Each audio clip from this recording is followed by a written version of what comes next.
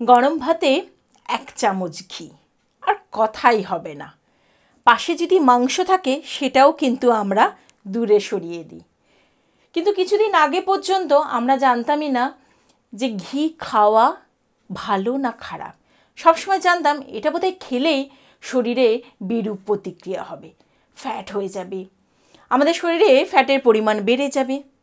কিন্তু জানো ঘি আমাদের শরীরের জন্য কতটা উপকারী? কি কি উপকারে লাগে সেই কথাই আমি চিনিয়ে আজকে বেঙ্গল ফিউশন চ্যানেলে তোমাদের শোনাবো।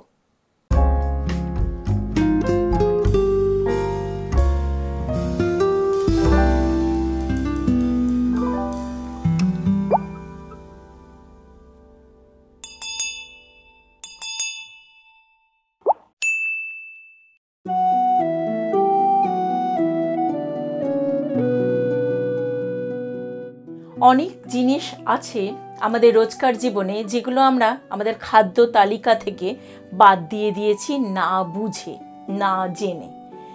আয়ুর্বেদ শাস্ত্র মতে রোজ 1 চামচ করে ঘি যদি তোমার শরীরে প্রবেশ করে এবং সেটা যদি বিশুদ্ধ ঘি হয়, তাহলে তোমার শরীরে উপকার তো হবে, কোনো অপকার হবে না।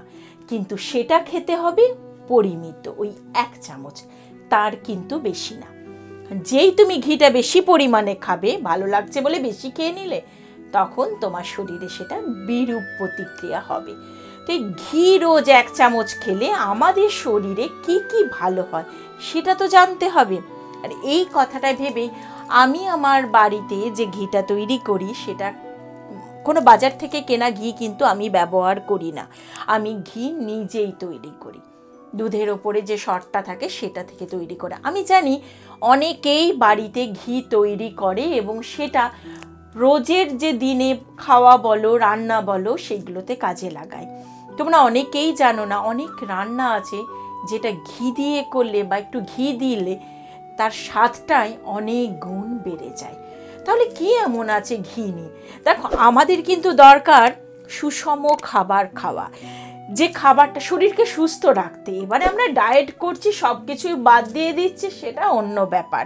কিন্তু শরীরের গঠনটাকে ঠিক রাখতে গেলে, শরীরকে ভিতর থেকে ঠিক রাখতে গেলে অবশ্যই দরকার সুষম খাবার। তার মধ্যে প্রধান যে জিনিসটা থাকবে সেটা কার্বোহাইড্রেট থাকবে, প্রোটিন থাকবে, ফ্যাট থাকবে। কার্বোহাইড্রেট থাকবে প্রায় 50%, তোমার প্রোটিনটা থাকে 30 থেকে 35% মতো, আর ফ্যাট থাকে 15% মতো। এইভাবে শরীরের একটা ব্যালেন্স তোমার তৈরি হয়ে যায়। এবার আমরা যে ঘিটা খাই, সেই ঘিটা কীভাবে খাই? ঘিটা কিন্তু আমাদের শরীরে স্যাচুরেটেড ফ্যাটি অ্যাসিড হিসেবে কাজ করে।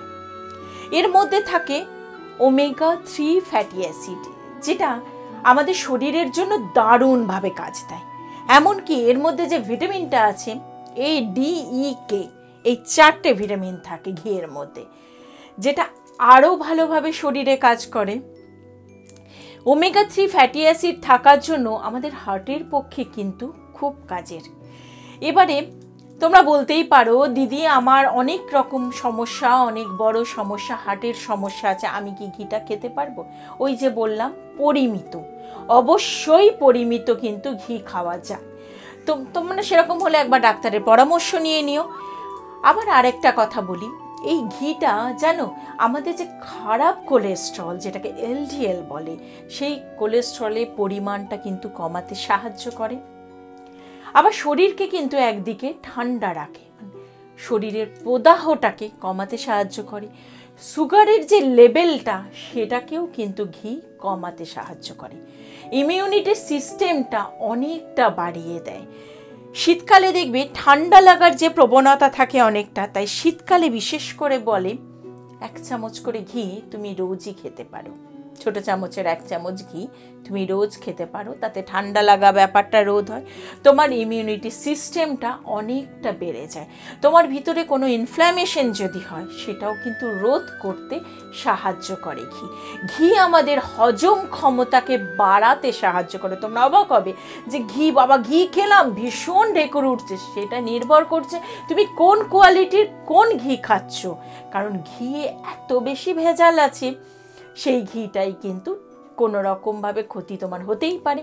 আর তুমি যদি বাড়ির করা ঘি খাও, যেটা আমরা রেগুলারই ব্যবহার করে থাকি, কোনো রকমভাবে কোনো সমস্যা হয় না।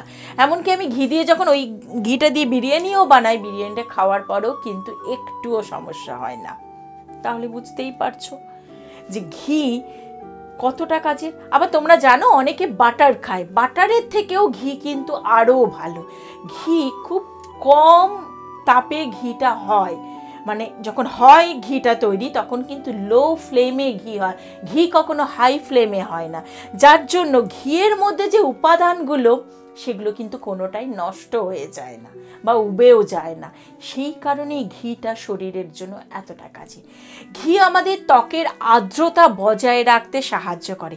তোমরা জানো তুমি যদি রেগুলার একটু কয়েক ফোঁটা ঘি নিয়ে মুখের মধ্যে মাখো, মাসাজ করো, তাহলে তোমার স্কিন কিন্তু দারুণ হবে। আবার ওই ঘি যদি তুমি রোজ 1 ফোঁটা করে নাভিতে দাও, তাহলে তোমার অনেক সমস্যা মিটে যাবে। স্কিন তো ভালো হবে, পা ফাটা কমে যাবে, ঠোঁট ফাটা কমে যাবে, সব কিছু কমে যাবে। স্কিন থেকে শরীরও অনেকটা ভালো থাকবে যদি তুমি রোজ 1 ফোঁটা করে ঘি নাভির মধ্যে দিতে পারো। এই ঘিটাই আমাদের অপকার তো করেই না, বরঞ্চ অনেক বেশি উপকার করে। অপকার কখন করে? যখন এই ঘিয়ের পরিমাণটা তোমার শরীরে অনেক বেশি হয়ে যায়। তুমি যদি পরিমাণের বেশি ঘি খাও, তখন তোমার হজমের সমস্যা দেখা যাবে, হার্টের সমস্যা দেখা যাবে, উচ্চ রক্তচাপের সমস্যা দেখা যাবে, সুগারটা বেড়ে যাওয়ার সমস্যা দেখা যাবে, শরীর গরম হয়ে যাবে। আবার ঠিক তুমি যদি পরিমাণ মতো ঘি তুমি রোজ খাও, তাহলে এই সমস্যাগুলো সবই কিন্তু তোমার কমে যাবে। ঘিয়ের মধ্যে আছে ওমেগা 3 ফ্যাটি অ্যাসিড। তাহলে বুঝতেই পারছো যেটা আমাদের মানে বহু প্রাচীন কাল থেকে চলে আসছে ঘিয়ের ব্যবহার, অথচ এখন আমরা ঘিটাকে একটু দূরে সরিয়ে দিই। আর আয়ুর্বেদ শাস্ত্রে ঘি কিন্তু একটা দারুণ উপাদান। কাজেই শরীরটাকে ভালো রাখতে পরিমিত পরিমাণ, যেটাকে বারবার আমি মেনশন করছি, পরিমিত পরিমাণ ঘি কিন্তু খাওয়াই যেতে পারে। আর সেই ঘিটা হতে হবে ঠিকঠাক। এখন এত ভেজালের যুগ পড়ে গেছে, কাজেই কি ঘি খাচ্ছ সেটা কিন্তু তোমাকেই বিবেচনা করতে হবে। কেমন লাগলো ঘি নিয়ে এই পর্বটা, সেটা কিন্তু আমাকে জানাতে ভুল করো না। আমি জানি এটা প্রচণ্ডভাবে উপকারী ভিডিও, আর আমাদের সব সময় চেষ্টা থাকে এমন এমন কিছু তথ্য তোমাদের সামনে তুলে ধরা, যাতে অনেক সময় আমাদের অনেক কিছুতে ভুল ধারণা হয়ে যায়, সেই ধারণাগুলো সামান্য একটু কাটানোর চেষ্টা করি। এরপরেও যদি না কাটে তাহলে সেটা আমাদের কিছু করার নেই।